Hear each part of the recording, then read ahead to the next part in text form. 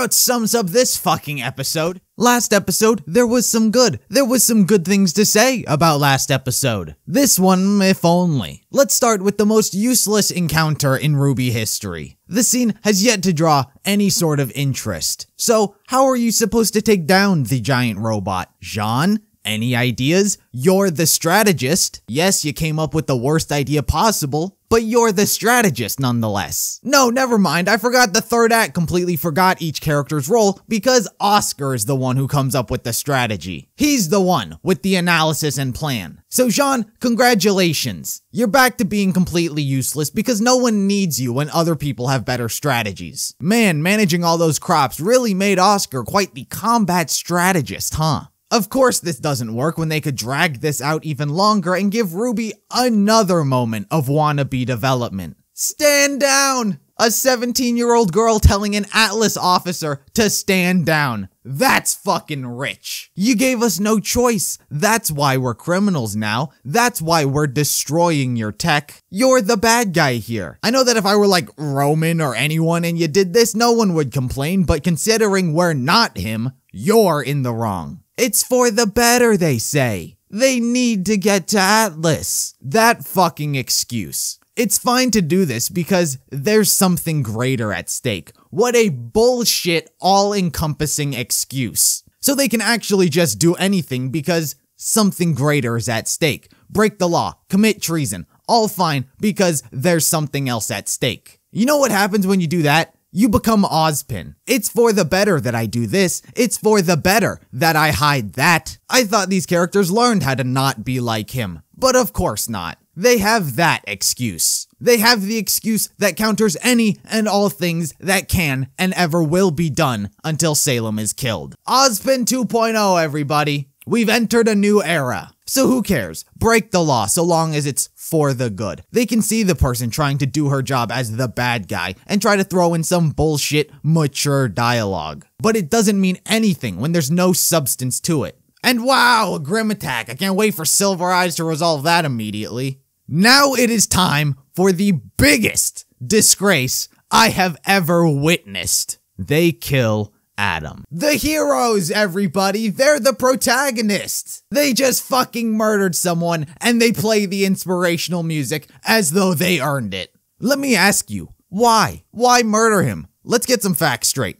So you figured out he's useless without his sword, which I'll fucking get to. You got rid of the sword. In the process of getting rid of the sword, you broke his aura. So, no semblance and no defense. So now, he can't attack and he can't defend. Most heroes would say, it's over, there's nowhere to go, there's nowhere to run. You don't kill the man who can't defend himself. That's part of being the hero, setting an example and being above the people you fight. Proving we don't have to resort to being like you to beat you. But instead they murder him. Why? Is it because they felt they needed to? They thought the world would be better off without him in it? He forced their hand? Well, here's the fucking moral lesson to be learned. Adam felt the same way. Adam murdered because he thought the world would be better off. He felt they forced his hand. But Yang and Blake aren't the bad guys here, no. Everything is about perspective. Oh, so it's fine to murder when you're the good guys. When the show paints you as the heroes, it's fine to break the law when you're the protagonists. Here's some advice.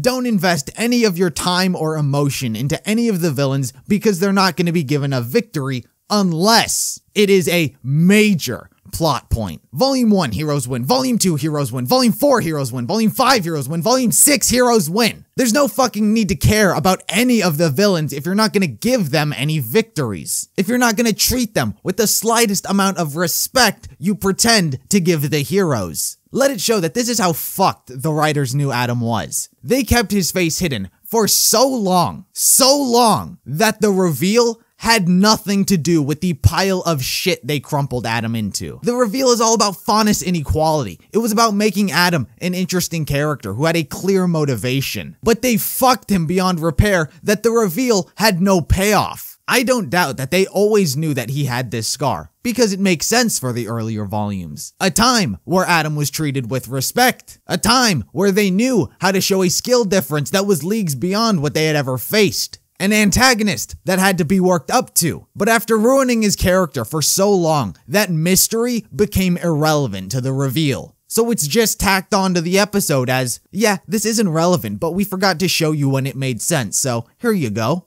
So then after some mental gymnastics from Blake and casual sparring with her father, now all of a sudden, they're capable of killing him. What a fucking disgrace. I mean, just go back to Volume 2 where you hear Blake talk about Adam. He always assured me that what we were doing would make the world a better place. But of course, his idea of a perfect future turned out to be not perfect for everyone. It's not the dialogue of an abusive ex-boyfriend. He's described as someone who believed in what he was doing. He believes that what he does is right. That violence was the path for the Faunus' future. It was a clash of perspectives, philosophies, and ideologies. But he's reduced to, you pretended to be that way. What a toxic ex-boyfriend. Isn't that so relatable, all of the audience members who have been in toxic relationships? It wasn't the fucking point. It was never the point. A clash of ideologies and philosophies reduced to a relationship plot. Pathetic. And even his semblance. Really? He's useless without his sword? A sword doesn't have an aura. It doesn't have a semblance. Adam has a semblance. So please explain to me the logic of outsmarting him by getting rid of his sword. Not a single character needs an object to use a semblance. So what is this? They use them as catalysts such as Weiss, but as shown, she doesn't need the sword to use her semblance. So I ask again, what is Adam's semblance and why can't he physically absorb damage when it is his semblance? He himself glows when charged up, yet that means nothing? Cool.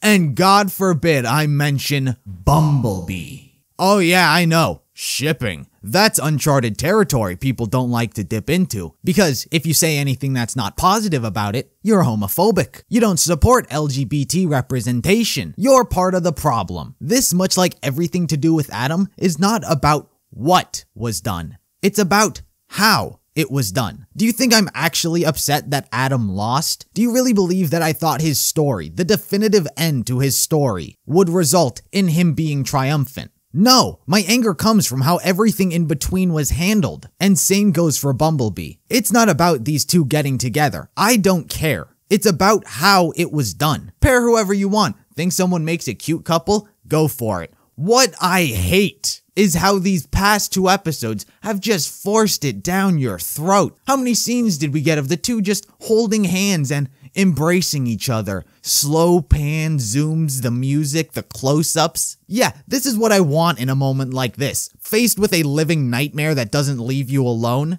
I want those romantic vibes in the middle of it. I want it to feel like they're just gonna fuck each other at a moment's notice. What happened to the subtlety of Volume 2? What happened to having things just sort of feel natural and not shoving this Bumblebee dick in our faces? It's so obnoxiously in your face. Take a page out of Renora's book. It's just a thing that exists. You know what? I'm glad it's over. It was like watching your family pet that's past its lifespan cling on to dear life, but instead of putting it down peacefully and gracefully, they took it out to the backyard and shot it with a BB gun. And it didn't die, so they shot it again, and it just wouldn't fucking die. It wasn't graceful, it wasn't good, and you just hate to have seen it gone down like that. The fact that the audience thinks that this is over is insane. Yeah, Adam's dead, as if that solved the problem. As if someone like him can't be created again. Oh, I can't think of any Faunus that's been discriminated and has a tragic backstory that would lead to this sort of life and actions. Adam really was a unique snowflake.